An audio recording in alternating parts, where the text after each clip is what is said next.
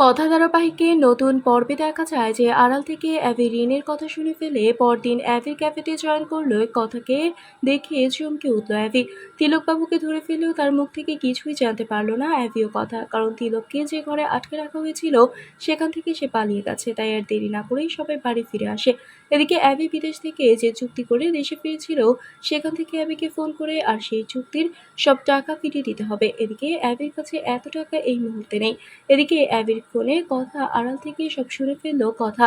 অ্যাবির কথা শুনে কথা মনে মনে বলে, আমাকে বাঁচাতে এসে পাচক মশাইয়ের এত বড় ক্ষতি হয়ে গেল। তারপর ফোনে কথা বলা হয়ে গেলে কথা অ্যাবির কাছে গিয়ে বলে, আপনার সব কথা আমি শুনেছি। এই কথা শুনে অ্যাবি কথাকে ধমক দিয়ে বলে, তাহলে লুকিয়ে লুকিয়ে আমার কথা শোনা হচ্ছিল? তাহলে এবার কি করবে কথা?